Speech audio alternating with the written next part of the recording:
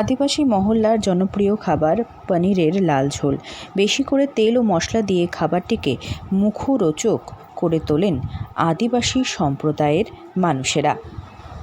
বাজারের কেনা পনির নয়, বরং ঘরে তৈরি পনির তৈরি করে এই পদ তৈরি করে থাকেন আদিবাসী সম্প্রদায়ের মানুষেরা। আমার নাম শিবা বড়গৌরী।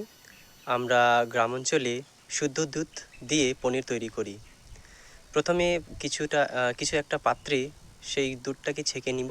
ছাকার পরে তারপরে সেটাকে পাত্র দিয়ে গরম করব দুধটাকে। দুধ গরম হওয়ার পরে সেখানে লেবুর রস দেব। কিছুক্ষণ পর সেটা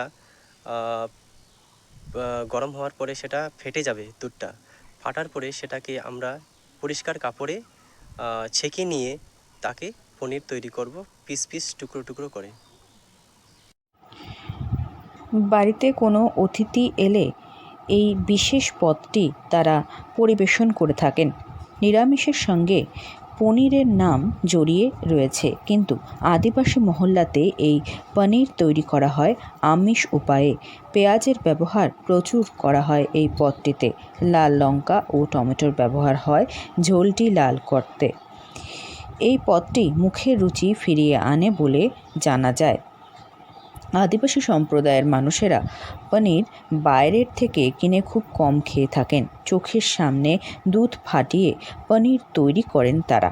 এই পদটি তৈরি করতে পনিরটিকে বড় আকারে কেটে নেন তারা। পনির ভাজা করে থাকেন তারা। পদটি তৈরি করতে সর্ষের তেল ব্যবহার করা হয় প্রচুর পরিমাণে। পেঁয়াজ কেটে দেন, আবার পেঁয়াজ বেটেও দেন তারা। প্রথমে সর্ষের তেল গরম হয়ে গেলে জিরে ফোড়ন দিয়ে আলুটিকে কড়া করে ভেজে নেন তারা। তারপরেই পেঁয়াজ ভাজা এবং পেঁয়াজ বেটে দেন। টমেটো, লাল লঙ্কা ও পেঁয়াজ দিয়ে কষিয়ে তৈরি হয় রান্নাটি। লবণ, হলুদ পরিমাণ মতো ব্যবহার করা হয়, তবে চিনির ব্যবহার হয় না। রান্না শেষে ছড়িয়ে দেওয়া হয় ধনে পাতা কুচি।